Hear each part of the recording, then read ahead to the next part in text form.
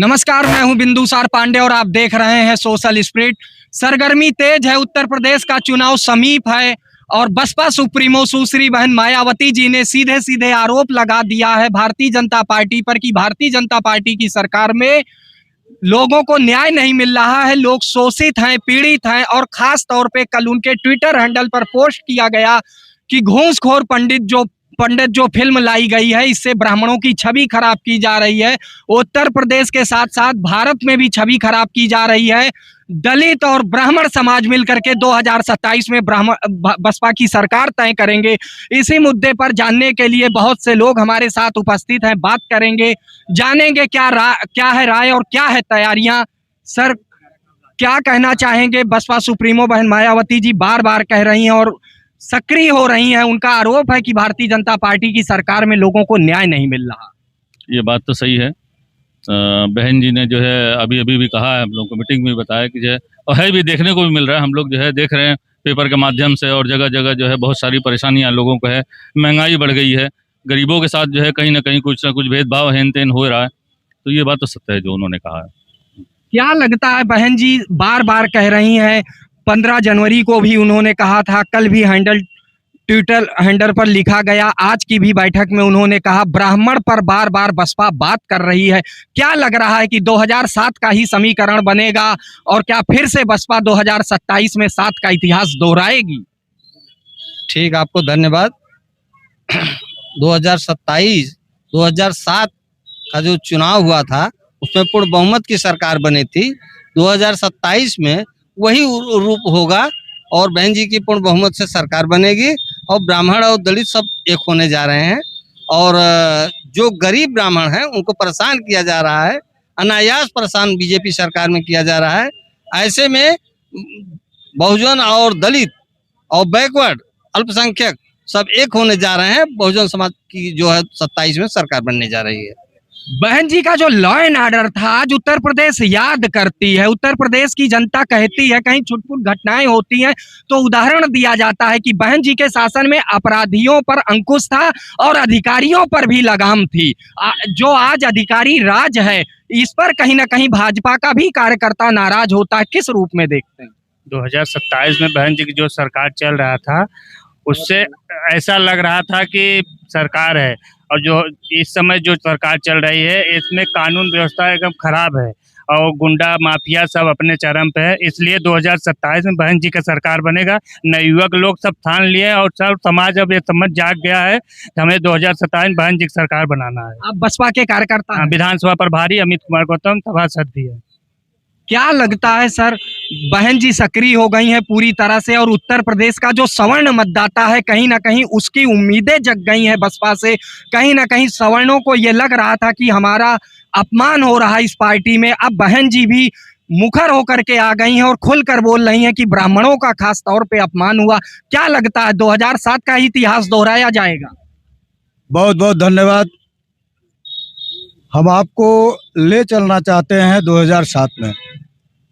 तो आपने देखा होगा कि बहन जी जब जब शासन में आई हैं, चाहे वो 4.5 महीने की सरकार रही हो, चाहे 6 महीने की सरकार रही हो और चाहे 18.5 महीने की, और ब्राह्मण समाज, ओबीसी समाज, एससी समाज, पूरे उत्तर प्रदेश के लगभग 70% लोग मिलकर यह देखे कि बहन जी ने 3 बार अल्प समय के लिए शासन किया। तो बाबा साहब ने जो संविधान बनाया उसके तहत पूरी, जैसे बाबा साहब ने संविधान में लिखा है कि जो है भारत देश में, तो भारत देश में सबसे बड़ा प्रदेश उत्तर प्रदेश है। तो जनता के लिए सबसे पहले शिक्षा और सुरक्षा, स्वास्थ्य और बंधुत्व, यह बहन जी के शासनकाल में कायम रहा है। जो लॉ एंड ऑर्डर आप कह रहे हैं वो सुरक्षा के दृष्टिकोण से केवल बहन जी के शासनकाल में कायम रहा है। तो सब लोगों ने मिलकर तब बहन जी को चौथी बार पूर्ण बहुमत की सरकार 2007 में बनाने का काम किया। आप लोगों ने देखा होगा, महसूस किया होगा, वास्तव में बहन जी के शासनकाल में ये लगता था कि देश में जो संविधान दिया गया है, देश का जो संविधान है, संविधान के तहत यह देश चलना चाहिए। अभी तो बहन जी उत्तर प्रदेश में है और जब उत्तर प्रदेश में है तो जैसे ही माननीय बहन जी को प्रधानमंत्री बना दिया जाए तो शायद आगे पूरे देश में लॉ एंड ऑर्डर होगा, पूरे देश की जनता को शिक्षा, सुरक्षा, स्वास्थ्य और बंधुत्व मिलेगा। लेकिन क्या बताएं, बीएसपी ने, बहुजन समाज पार्टी ने, माननीय बहन जी ने जितना सम्मान ब्राह्मण समाज को दिया, शायद कि 100 सीट ब्राह्मण समाज को मिला था 2007 में, और 40 जो है जीत कर आए थे विधायक, और 48 तो जिसमें महत्वपूर्ण विभाग ब्राह्मण समाज को मिला था।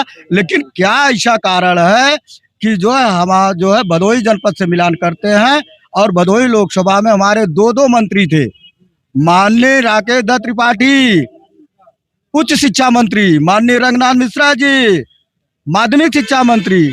क्या ऐसा जो है मतलब जहां सम्मान मिल रहा था और अधिकार मिल रहा था, तो क्या ऐसा कारण है? अब कारण जो है देखे कि 2012 के बाद ये कौन सा चल रहा है अभी तक जो है, तो ब्राह्मण समाज जब इतना बुद्धिमान समाज होकर इतना समय लेगा तो बताइए इस प्रदेश नहीं देश की जनता का क्या होगा? आप बताइए। शिक्षा का भी आएंगे सराफत जी। 2007 में 48 विधायक बसपा से जीते थे, सारे अहम विभाग ब्राह्मणों को दिए गए थे। 2007 का ही इतिहास दोहराने के लिए बहन जी तैयार हैं। क्या लगता है ब्राह्मण, दलित और मुस्लिम बसपा के साथ? देखिए, ये प्रदेश की जनता को तय करना है। और रहा जहाँ तक सवाल, अगर 20% अनुसूचित जाति के लोग हैं तो 20% मुसलमान भी है।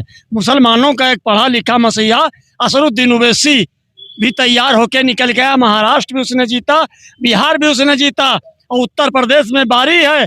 अगर बहन जी ने ओवैसी से गठबंधन किया तो कहा जा सकता है, अगर अकेले अकेले लड़े तो फिर भारतीय जनता पार्टी की सरकार बनेगी। इसलिए भारतीय जनता पार्टी की सरकार बनेगी। सबका साथ, सबका विकास, सबका विश्वास, सबका प्रयास, हर हर मोदी, घर घर मोदी। हम आपको बता दें, अब हर वर्ग हिस्सेदारी चाह रहा, हर वर्ग आदमी भागीदारी चाह रहा, क्योंकि मुसलमान जो है समाजवादी से परेशान हो चुका है। लेकिन मुसलमानों का तो काम देखा जाता है कि भारतीय जनता पार्टी को सरकार में आने से रोकने का काम करती है। फिर जब सवर्ण और दलित भाई मिल करके बहन जी की सरकार बनाएंगे तो क्या मुसलमान नहीं जाएंगे? 2007 की सरकार में मुसलमानों की भी तो हिस्सेदारी बहन जी के साथ थी। हाँ थी, आपको हम बता दें, तब का समय माहौल था दूसरा, आज का माहौल है दूसरा। रह गया जहाँ तक सवाल, मुझे हंसी लग रही है क्योंकि अब जो है पलंग पर समय बदल रहे हैं, सबको सब हिस्सेदारी की बात चल रही है। और बहन जी ने अगर गठबंधन किया तो नैया पार हो सकती है। अगर गठबंधन नहीं किया तो मुसलमान भी नहीं, जैसे समाजवादी ने 20% मुसलमानों ने दरी बिछाई, 7% यादवों ने राज्य की है, और तेज के जैसा पत्ता चूसा और लेक के फेंका, ऐसा कुछ नहीं। आने वाले समय में मुसलमान भी अपनी हिस्सेदारी दर्ज करें। अगर 20% एससी है तो 20% मुसलमान भी है। मुसलमान अगर ओवैसी साहब से बहन जी ने गठबंधन किया है तो एक बार पीछे सोचा जा सकता है। और ना तो प्रदेश का मतदान है, प्रदेश की जनता है, जो फैसला लेना होगा उसको विधानसभा में तिरंगा फहराने का मौका मिलेगा। क्या लगता है 2027 का चुनाव नजदीक है, बहन जी पूरी तरह से सक्रिय हो गई है राजनीति में, जनता उनका शासन याद कर रही है, क्या उम्मीदें हैं आपको? अब कि 2027 में बहन जी का फुल बहुमत सरकार आएगी। सरकार को कोई रोक नहीं सकता है अब की बार, क्योंकि भाजपा में ऐसा ही आतंक फैला हुआ है। राज्य से केंद्र में सारे हर दल के लोग उनसे एकदम दुखी हो गए हैं। अब कोई चारा नहीं रहेगा बहन जी के सिवा। अब की फुल बहुमत सरकार बहन जी की आनी है, आएगी, सरकार बनेगी। अंतिम प्रश्न आपसे लेंगे, सारे वर्गों के लोगों से बातचीत किया और लगातार देखा जा रहा है सोशल मीडिया से लेकर के हर जगह बहन जी के नाम की सुनामी चल रही है। क्या लगता है आपको ये सोशल मीडिया का जो वातावरण है, क्या चुनाव में जमीनी स्तर पर उतरेगा? बसपा के कार्यकर्ता उसी रूप में एक्टिव होंगे, सक्रिय होकर के बहन जी की सरकार बनाएंगे? बहुत बहुत धन्यवाद आपको। बहुजन समाज पार्टी के कार्यकर्ता सक्रिय हो चुके हैं। बहन जी ने भी सरकार बनाने के लिए ठान लिया है। इसमें सर्वजन समाज को लेकर के बहुजन समाज पार्टी 2007 की तरह 27 में पूर्ण बहुमत की सरकार बनाएगी। और आपने विकास को देखा ही होगा, बहन जी ने जितना विकास किया, कानून व्यवस्था दुरुस्त रखा, लखनऊ को बहन जी ने लखनऊ बना दिया। पहले क्या था आप लोग जानते हैं, आज क्या है? ये बहन जी का काम बताता है साथियों।